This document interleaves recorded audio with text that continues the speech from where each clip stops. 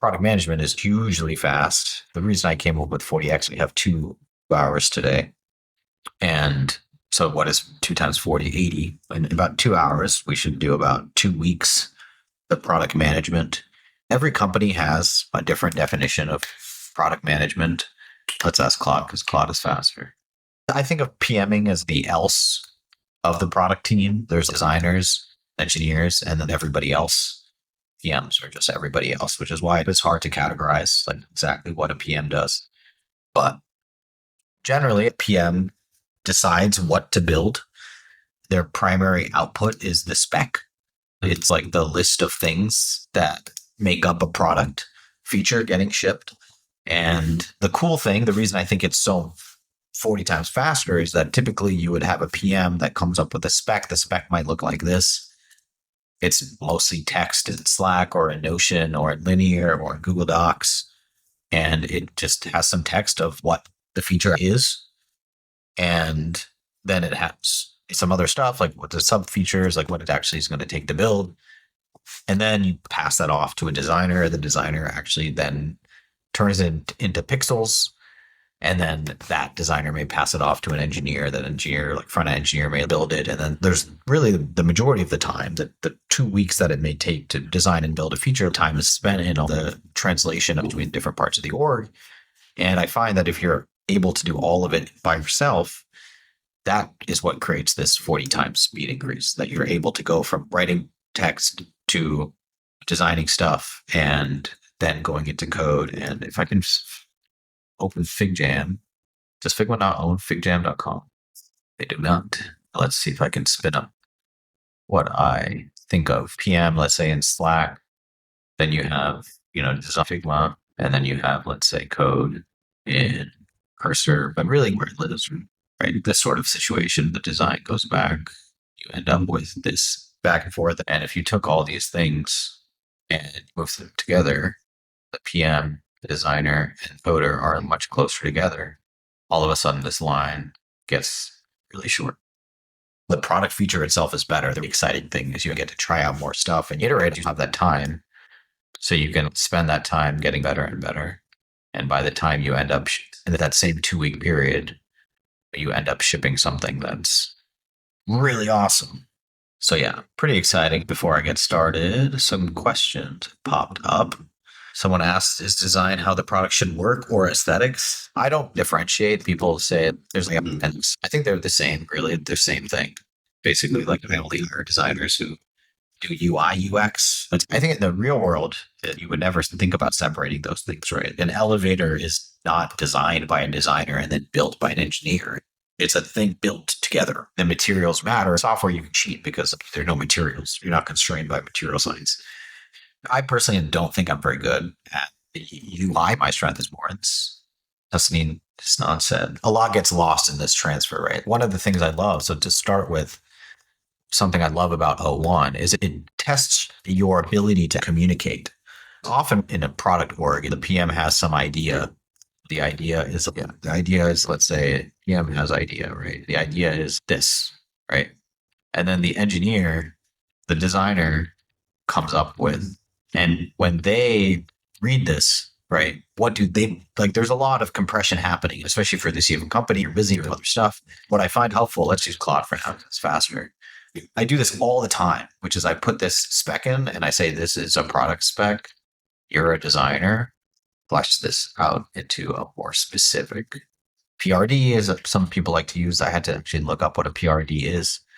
It's a product requirements document, all the requirements for building something. Then the designer will say, okay, Sahil wants me to design a payout data API. This is their chain of thought. They're like, okay, target users. I need to target different kinds of users. There's going to need to be an authentication section. Okay, Gumroad API. Does Gumroad already have an API? Okay, this is what that page looks like. It has an authentication section, different methods. This should be more of a header design system. They're overused and end up with bad design. So it's useful for me because I can disagree with this. I can say, actually, no, that's not what I meant. I can go back into this. Often, like going back to this Figma thing, I really spend time going back and forth. Oops, I did not mean, for example, I should probably link this. It's probably helpful, right? And you API method. That's useful for the designer to know. Then I'll just start again and say, okay, I'll just keep iterating on this. By the time I send this document to a designer, you may end up with a much, much healthier specification. And then all of that back and forth you save because you're presenting something higher quality, functional kind of requirements. Pretty simple, right? This is not a crazy feature request. Expose an API that allows people to access payout data. So Gumroad, if you don't know, helps people sell stuff on the internet. You make a bunch of money and want to see your analytics, you can do that. You can select all time. And it's really slow because my Gumroad account is really old. So let's do this year or last year, actually. Probably a little bit more data. And then you can download, you can go into your sales, download the information, etc. We want to add these API methods, especially engineers and developers. So this is the format we use at Gumroad, what and why. Why is to make sure that if someone is going to give me feedback on something, they know why I'm trying to do the thing I'm trying to do so they can align on that, because sometimes there's a lot of miscommunication on, oh, Sahil wants to do that because of this. No, actually, no, that's not why. So we always have this format, what and why. Useful for high volume creators that want to have to do actual accounting. Currently, this is kind of pretty key. Currently, the only way to access payout data outside of the report we send is to export a CSV for each payout period. So yeah, so let's scope this out and let's try O1 and see how I would use O1 to do this. And it's going to take some time, so we can take some questions.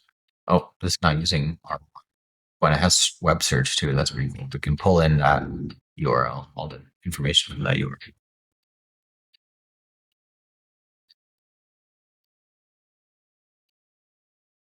I find this very useful to get into the head of the person you're asking to do some work.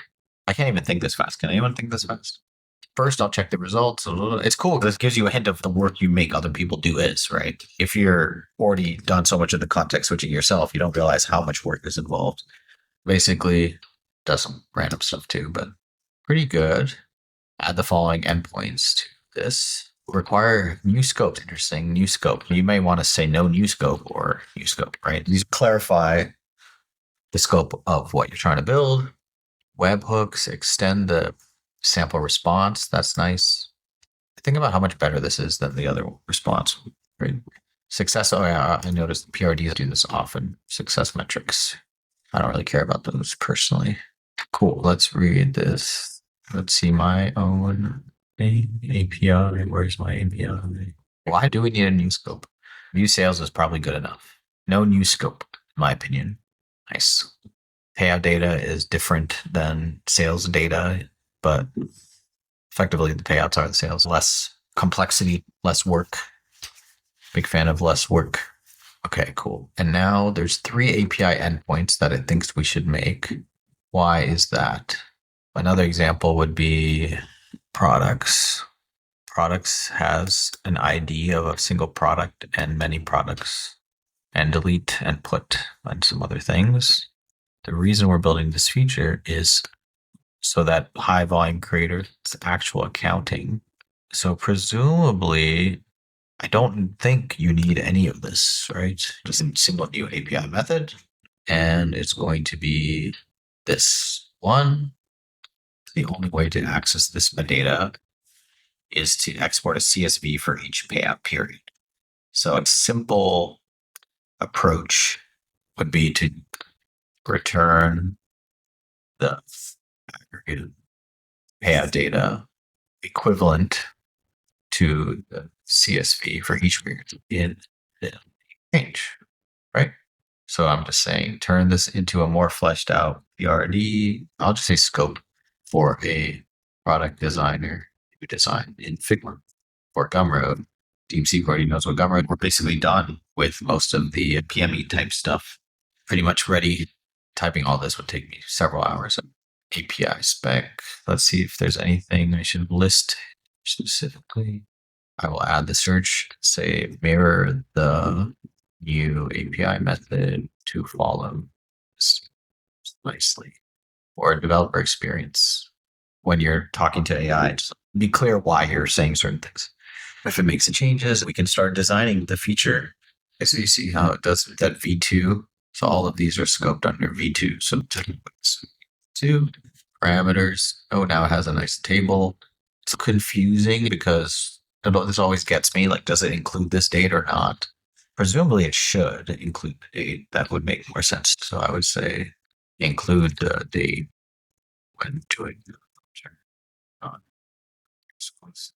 I also find this pro tip of adding etc.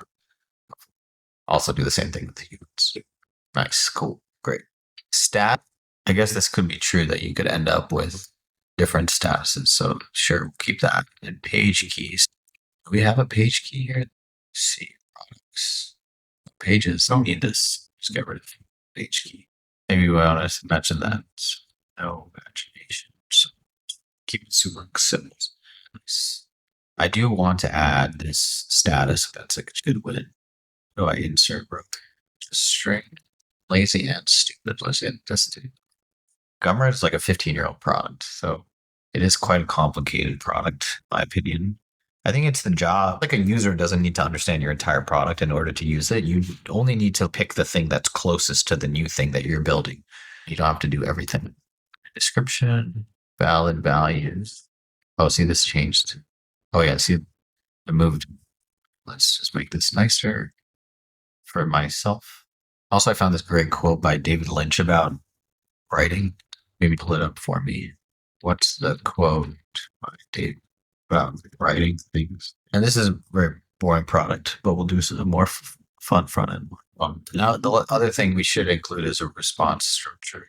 Matches the state display pattern from product objects. Let's just confirm. I still need these two things, so I'm going to copy this.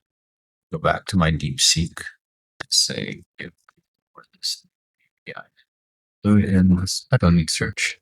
And then start using V0 to design and build this. I'm just going to go find the quote because it's bugging me. But it's not the final thing. It's to remind you of the idea, which could be much more full than what the words actually are saying. For instance, the script has no sound, just ideas.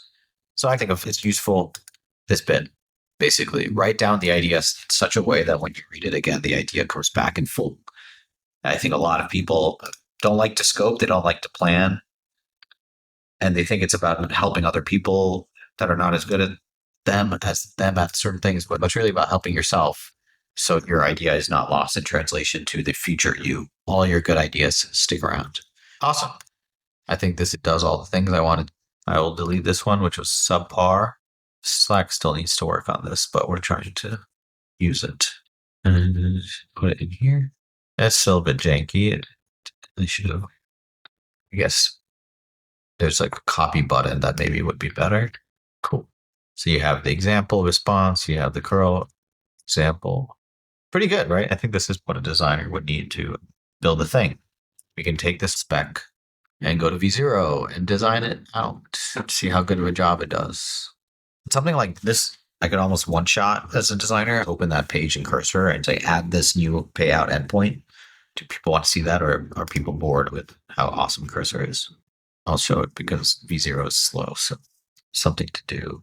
While V0 is doing its thing, here's the file that generates all of the API methods.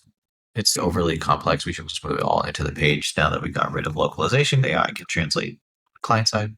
I just highlighted the entire page. Maybe I should use the agent feature of cursor. Go to composer.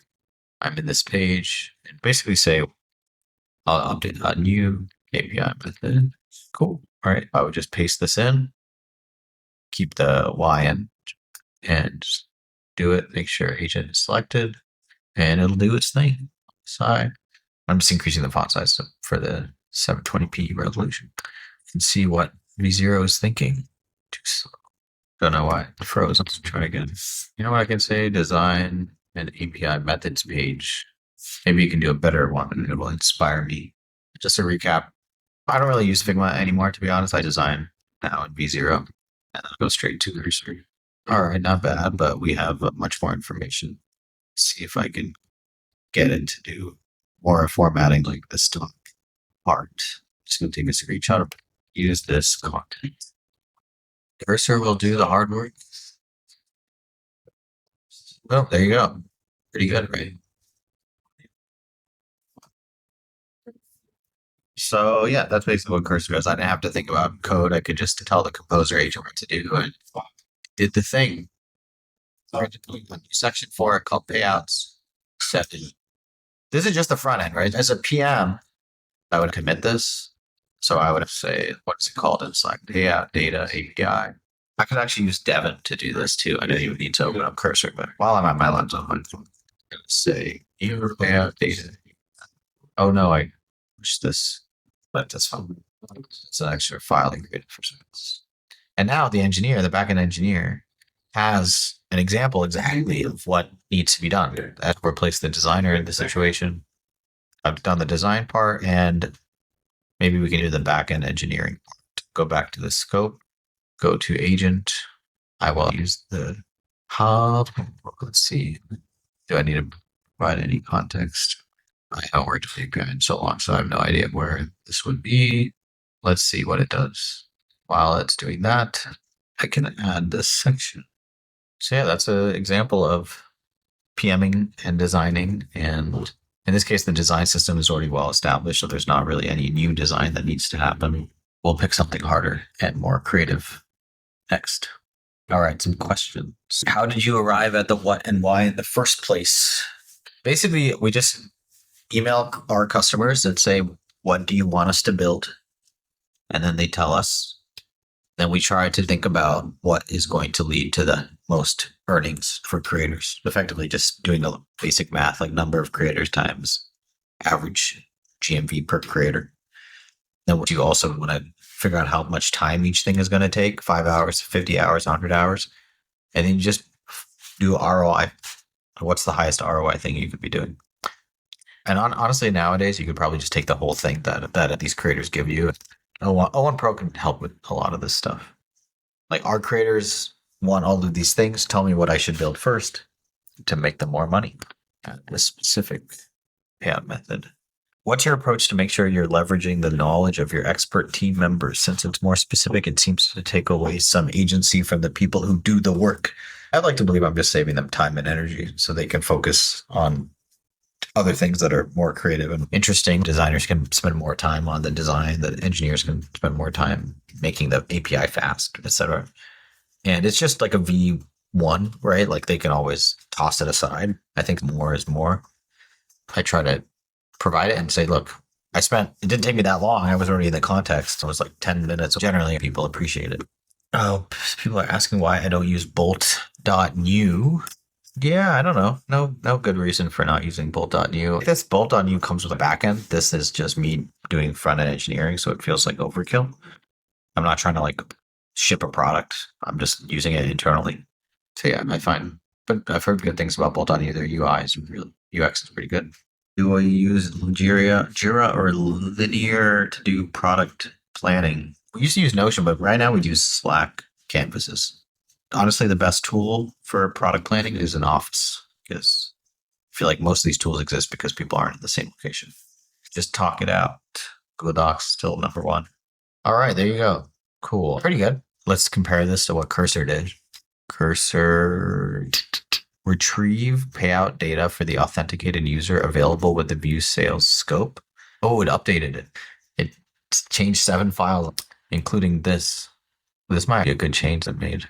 It's just the description now. Yes, I always review code. Someone asked. I normally review it in GitHub. I review it by like testing the feature, right? Like I would actually see it in the browser. I don't have it running right now, but I would normally look at it in the browser and then I'd have noticed it was doing something weird. But yeah, I think it's important to review the code. It's pretty cool. Retrieves all payouts with optional date range and status filters. And then you get the parameters layout, comes from get payouts, etc. So let's see what it did. Review changes, sure. But created a new controller for payouts. Seems reasonable. Created a new route. Seems very reasonable. Wrote specs. Seems pretty reasonable. Created the API documentation. Sounds good. Create a new commit. Why did it not say the route change here? And then I would review it in GitHub before. Obviously, I'm not going to merge it. Tests have to pass and all that stuff. But let's open it up in GitHub to show you guys. Look at this. After tests pass, I would merge it. Normally, I would personally hand it off to, I'd be like, hey, Connor, is I don't know how much time that would have taken. I'm not saying it's perfect, but there's probably, if there's anything wrong, it's probably within 5 lines of code. It's probably really close. Seems reasonable. This is massive code base. I didn't give it any context. It got rid of the gap and it shipped a new API method for the government API.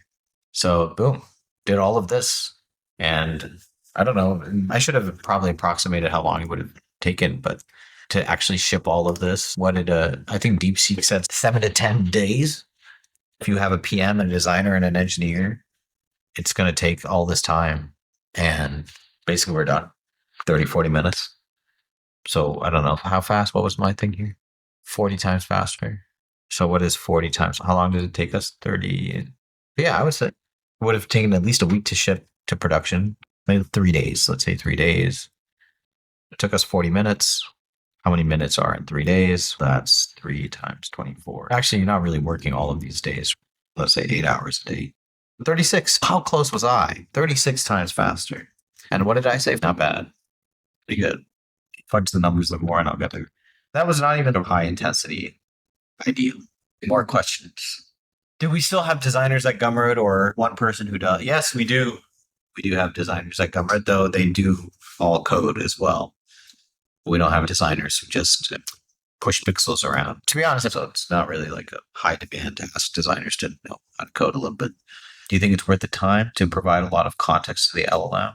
Generally, no. The smarter the LLMs get, the less you need to provide. They're smarter than most humans, right? By default, it's going to be pretty good. If you just say design me an onboarding form, you don't have to say information architecture, all the stuff you learn in school, pretty font, nice padding. It's just going to do it by default. Part of the shocking thing about deep learning is that it is good. It actually produces like a good, it learns, it gets smarter as you give it more data and you let it reevaluate its weights.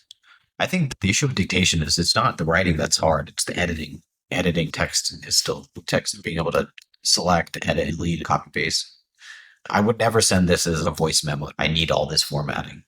But yeah, in theory, you could like type like this. I could have said really fast if I were competing with myself. Design me an onboarding like already behind, but that's not the bottleneck generally. Some nice animation. Think about how long this would have taken a human to do. It's not hard, just so time consuming. If it messes up by rewriting parts of your app that it shouldn't, do you re-enter the prompt with more instructions or manually make the edits? Normally, you ever see a Dave Portnoy eat pizza? One bite, everybody knows the rules, right? Same thing for AI, one shot. Everyone knows the rules. The goal is to do it in one shot, and doesn't do it in one shot, then I'll just do the rest myself. That builds up my skill of being able to get better and better at using it to one shot it. Biggest thing about that 40 minutes, imagine I had a really good prompt. It could have taken 5 minutes, right? Would have been faster. Mark says, are you able to, let's see, did I add some animations? Okay, sure, it's random. But it did pick your favorite design agency and it'll do it. So design it like a Facebook designer, design it like Apple, design it like Android. There's a lot in few words. Jean-Paul says, with 40x increases in PM velocity, why are there so few businesses built this way? Is it just too soon? Or not enough people believe you can just do stuff? Why no single person, 50 million, 1 billion? That's a big difference. Why are there no one person billion-dollar companies or whatever? There are, truthfully, there's a gazillion of them. Like Google is worth $2 trillion. So that's 2,000 billion-dollar companies within Google. Many are run by a single person within empires. Why are there so few businesses built this way? I think most people don't want to be so solo. Like people like collaborating. Oh, see, this is what Pentagram would have done.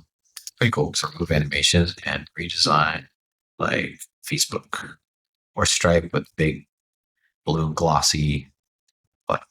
Something like that. See what it does. So yeah, I think most people just don't want to. And to be honest, it's not the bottleneck. Like shipping a bunch of shipping that feature is not going to generate more revenue right away. And yeah, I think it's a combination of personal desires and it doesn't really move the needle directly. I saw a tweet from Tyler Tringus He tweeted a while back. Next week, launching a competitor to a widely used product that's outrageously overpriced for being so simple. Gen 18, and a few bits later, he shipped this product. It's called DocFizz. It's a DocSend competitor. It's a lot cheaper. But how many people have switched from DocSend to DocFizz? It's impressive to ship something like this quickly, but the bottleneck is in marketing and sales. People like to make fun of DocuSign and having, what are all these 8,000 employees doing? Well, I can tell you what they're doing. They're doing sales. They're an $18 billion company off a very simple product. And my guess is if you look at their what is it, 10Q? If you actually look at what they spend money on, see if I can find it. I forget exactly where they list this. Not here. I don't know why their 10Q is not. Wow, there's so many documents. Oh, here it's 10Q. See their financial statements. So you can see here their research and development is 151 million for just these for one quarter. Crazy, right? And they spent 300 million on sales and marketing. So that's like where most of the budget goes, right? So sales and marketing is really the bottleneck. It's like the outreach. It's actually convincing people to use your software. Google, for example, Google is pretty massive. My guess is they're probably even more extreme on this, right? Like Google, how many people sell Google ads and AdWords and YouTube ads and all that stuff, and how many people actually work on google.com search? That's probably, the ratio is probably pretty extreme, because what drives revenue is, well, I think that's just mostly supply demand, not really the value. Sales is really valuable, but there's a lot of people who want to do sales, and the value they create is much higher than the salaries they get, which is why Google's worth a lot of money. And then, what's your take on the fact that taste and craft will be the differentiator? Hamza says. I think that's cope, honestly. I think there will be no differentiator, right? There's none. There's nothing that AI will not be able to do that you can do. That's the exciting thing, is that there's nothing left. It'll be better than you at every single thing. Taste is nothing really, to be honest. Like taste is just trying out a lot of things and taking a lot of notes on what is good and what resonates and getting market feedback and doing a lot of research and reading and going to museums, listening to music and traveling and getting a lot of insights, just going like scrolling Pinterest.com, right? Taste is just scrolling Pinterest and like trying things out and figuring out why things resonate with people. But there's nothing that AI can't do better than you, faster than you, cheaper than you. I actually never asked this, so let's see what it comes up with. I didn't even say what to do, so let's see what it does. Let's ask this question. But yeah, I think taste is total cope. Like anytime someone uses this word, I'm like, why would you use this word? It's not a very tasteful thing, right? Taste means coming up with something different. I think taste and craft there's so few people, like Kanye West, I think has taste. Like there's some people who are truly have different ideas. They generally look weird. They generally say things that people don't hear often, but most people are not tastemakers in any real way.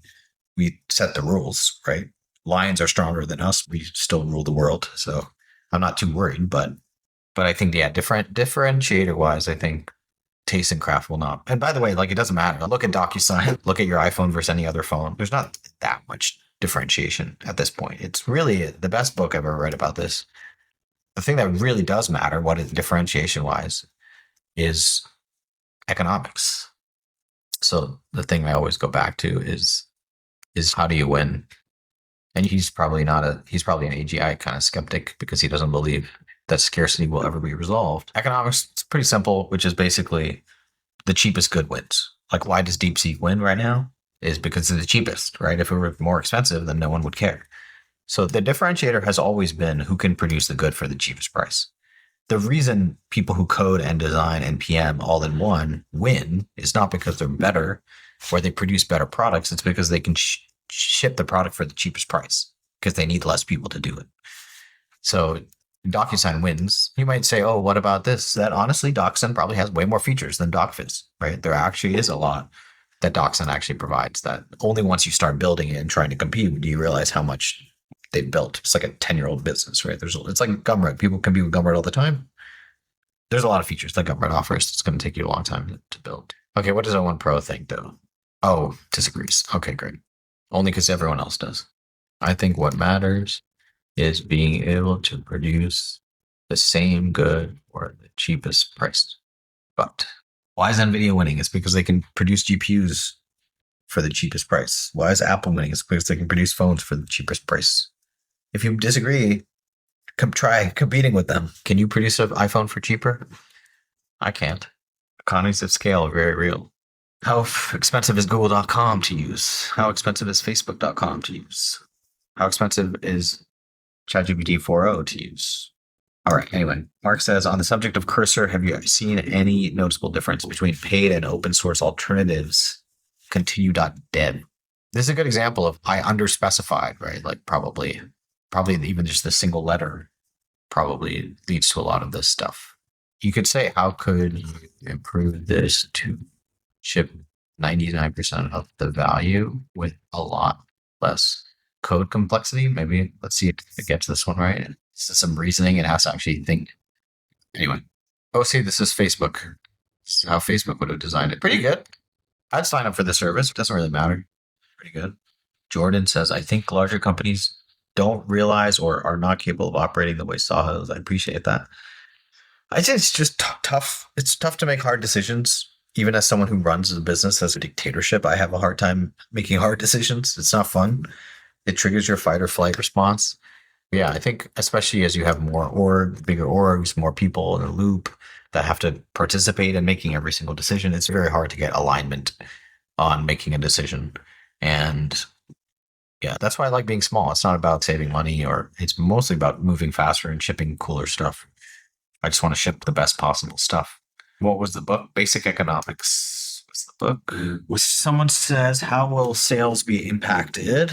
Will there be cut? I honestly think sales will grow. I don't think there'll be any cuts in sales. I could be wrong. But yeah, I don't know. I think there'll be tons of cuts in engineering. I think there'll be a lot of cuts in design eventually once Figma gets around to stuff. I think sales and marketing will be untouched. I think customer support is mostly a function of sales, really. You don't need it, but it helps with sales. So I think it goes on with that, in my opinion. Like, very small product. No one should, I don't know, I have a strong view on this, but I don't think anyone, like, I personally don't believe in the PM role. Like, I never hired anyone who does that.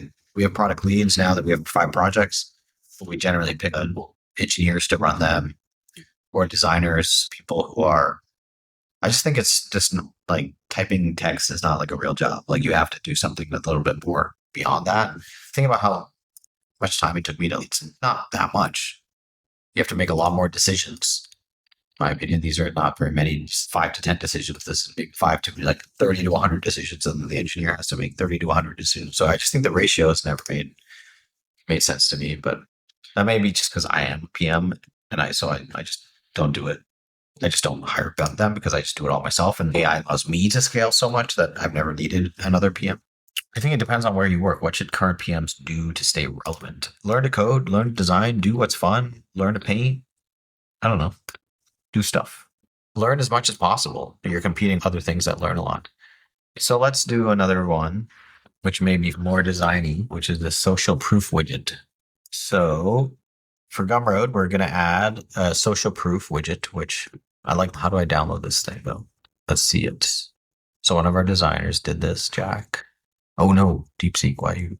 Yeah, Gumroad, if you're familiar with Gumroad, these product pages, let's see an example of one. It looks like this. You can buy it. It has ratings, blah, blah, blah. And we want to increase conversions. That's a big part of Gumroad's jam, is trying to help creators make more money. So one idea we had, this came from creators, is a sort of social proof widget, right? So these things that pop up in the corner.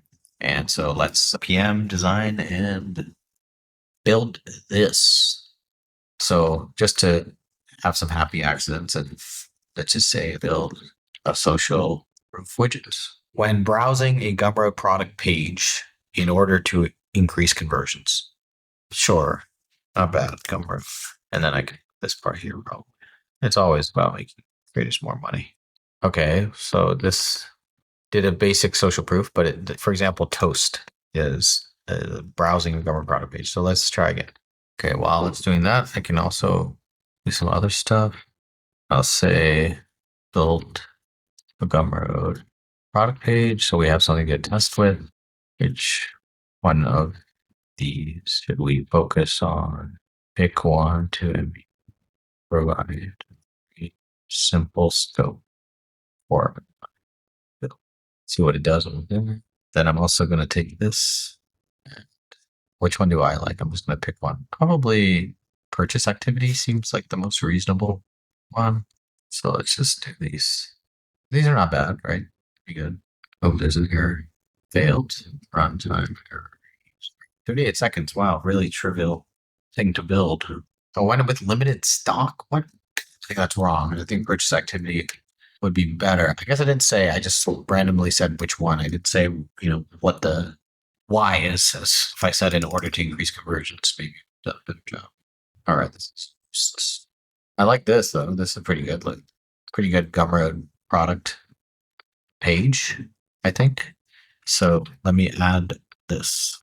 See what it does. And then the last thing I will do is I will take this. So let's make it more Gumroady. I feel like Gumroad is a bit different. You go to that small bets page. Gumroad has a bit more of a brand. So let's design some black neo. Neo brutalist would be the word. Yeah, this is pretty good. I actually like this more than what we designed. I like how it has a purchase now button in there, so you can just click it to purchase it. Oh no, it went away. Ooh, this is nice too. Black. But honestly, I think it's gonna be hard to beat that simple one that just got done. I'd like someone to say show purchase with it into a segment of these small bites. If a purchase. Oh, that's cool. Answering some more questions. What do you see the benefit of being a sole designer or engineer being? The reason I think the design engineer sort of role is not really a thing is because the AI has made the bar for becoming multi-hyphenetic so low that you just will identify strongly as one or the other. If you think about architecture or designing a building, like the people who get to decide these roles are schools. Right? Like at the end of the day, it's like genre fiction. Like you write a book, you're not thinking about, oh, this isn't this kind of book. You're just writing a book. But they have to put it on a shelf. They have to put it in a catalog. They have to submit it for awards. So that's where the genre comes from. It's actually awards. You can't have best documentary without labeling what a documentary is. Otherwise, who cares? You're just an MP4, right? But basically, if you think about any field as a square, I don't know how to make this a square. There you go. This is like an industry, right? Like you can say this is like software. Generally, you have a narrow, shallow, horizontal, which may be design. And then you have deep thing, right? So if you want to build something, you generally have designers who can design anything, right? Like designers can design it. It's not, oh, I didn't go to school for designing mobile apps, I'm screwed. No, designer learns these general principles on design. The engineers generally can build anything, something all the way through, right? They have a deep sort of foundational knowledge. And so that's how I think about any industries like this. And so you're going to go to school and the school is going to tell you, okay, I know you want to go into software, but are you more interested in talking to users and being more horizontal and designers and engineers? Because that's just like the way the industry has been built up. Just like you have soldiers and cavalry and scouts. It doesn't like that. What they actually do is very soft and fuzzy.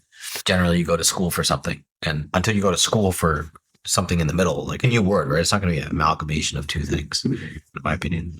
So yeah, I think it's mostly just you want to be really good. And what I tend to find is a lot of design engineers are just not good at it. They're like me, not that good at anything. And in that case, they should be founders. Like they should be PMs. PMs are design engineers, basically, right? Like PMs are the glue, the team of people that you're trying to ship this, but you have 3 columns, then the PM kind of glues everything together. The PM organization, right, is basically the glue. So yeah, if you're a design engineer, you're really just a PM that knows how to code and design more than anything. That's how I think about myself anyway. Someone says, why would anyone buy DocuSign? I don't know. You got to ask someone who buys DocuSign. I'm not a customer of DocuSign. But I think the sales make it easy for you to make the decision. People are lazy. They don't want to do research. Time is the ultimate scarcity, right? So that's fine. So anyway, this also turned out to be a lot simpler than I was expecting, but I like this thing. So yeah, I don't even know if I need to do that much more. I guess I could, but let's scope it out then. Maybe I'll take a screenshot and like I could put it in something that's like this. I would put it in for the engineer so they know what I'm referring to. Whereas I feel like I had an O1 Pro going, but I like this too. It's not bad. Pretty simple feature, to be honest. Let's get O1 Pro to turn this into a slightly more fleshed out scope. All right. Any other questions? We're basically done. Designing process, pretty simple. Anything anyone else wanted to learn specifically about how we do stuff? This is it. There's no magic. I do use Cursor to write tests. Yes. Actually, the first iteration of Shortest, which I built, was a test writing tool, but we actually changed it now. It's that is just a test framework. Makes it really easy to write tests because when you build a feature and want to test it, it's annoying. We try to make it really easy for people to write tests. It's simple. How easy it is to write a test. Test the API endpoint. Expect the response. We have lots of examples. Check out. If you're Google, perform a Google search for Shortest test framework. Test Google's advanced search features. Test all of that. Cool. They can be really simple, like just single English sentence. You can add some variables, watch a YouTube video, search for cute puppies, play the first video. So yeah, I want to make it as easy as possible to write tests. I think tests are really important, especially as AI writes more and more code faster and faster. If you go back now and relaunch government with AI tools, I don't know, how do I answer this question? If I went back, there would be no AI tools. You have to, what? I'd build something completely different if I had AI tools, I guess. Like a robot, toy company, door, who knows? But you don't have to look at going back. I'm here now. And I have access to AI tools, right? So just look at what I'm up to these days and you'll probably get a good sense of what I would have been up to those days too. I'm not that different. What do you do if it's something more architecture based? As in schema or coming up with a schema or whatever? I guess I would just do it from scratch. No real AI involved there. But often what I'll do is I'll go and I'll open up the schema.rb file and I'll paste it in and be like, I am building a new feature. This is my existing schema. Like, how would you architect the new feature in our database? When a visitor loads the product page, we'll call an API to retrieve how many sales occurred in the last 24 hours. If there's at least one sale, buy now button that triggers the Gumroad checkout flow. This should fade in. Yeah, that feels reasonable to me. I'll note that maybe we want to use a ClickHouse. Actually, no, it's not worth it. Pretty simple win. This style is a bit ugly, so maybe I'll spend V0 making it a bit prettier. To make it Gumroad the to list, no rounded corners, 1px black border, ability to close, show for say 10 seconds, fade, see what it does. I've used operator a bit, but not too much. Nothing really to do with PM, though. Probably for stuff research. Oh, that's cool. It's cool that it knows what Gumroad looks like so much. Take a screenshot of this too. This is a good example of, I think it's worth maybe having a designer spend more time visually making it look interesting. See what it does. I do not use AI for code review. Yeah, I think JavaScript React Next is fine. Just building stuff in V0 is a really good start, in my opinion. Every PM should be spending most of their time, I think, prototyping stuff. Ideally, they were in Figma before doing prototypes. Now they can be in V0 or Bolt View or whatnot, because people have mentioned it. Let's get this in here. I don't know what's going to be. People seem to like it. Oh, cool. Lots of different versions. Yeah, that looks pretty good. Oh, yeah, I wanted to do a purchase button. So the more complex thing is just a bunch of simple things put together. It's the exact same process I would use to build anything in software, at least. Any web app is think about the most complicated web app that exists. Not that much more complicated than, like, a piece of it is not that much more complicated than Gumroad, or like, what is the most complicated web app out there? Figma, maybe?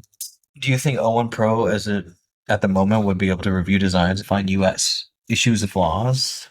Yeah, definitely. It's often I use it for that. I'll give you an example in a second. I think I'm falling asleep. No, not good. Okay, that's getting better. I would say put the X at the top right. Maybe try like horizontally center the title just now, and don't make the button full but match the text. But yeah, so for example, let's say I took a screenshot of this. And I said one pro. I'll just say it. This is a very simple. If you want to improve as a designer or as an engineer, definitely use AI to improve your thinking. Just like I did, I feel as a PM could do the exact same thing. I think the best marketers are product people. Like they build really good products. DeepSeek is the best right now. Oh, I like that. So the padding on the top is a bit too big. Padding on the top is too much. Bottom is too little. Make the whole post way more rounded. Not bad. Yeah, it's pretty good. Comes up, comes down. How would it look on the page itself? Can you imagine it? Go up there. All right, let's ship it. And the original, just to compare it, was this. Looks like this now. Oh, no, what? Oh, what's this thing? Yeah, works pretty well. Oh, yeah, the other thing I can do is I can always share the link to save the design, the engineer some time implementing it, or the designer, if they want to iterate, they have the V0 link. All right, what did it say? Ambiguous context. Okay, ignore that. Okay. Okay, let's see. I'll use this iteration, this O1 Pro feedback. Let's see what it is. And we'll be done. Oh, I like this. It's basically the same design, just with some new copy, but all right. Catch you guys later.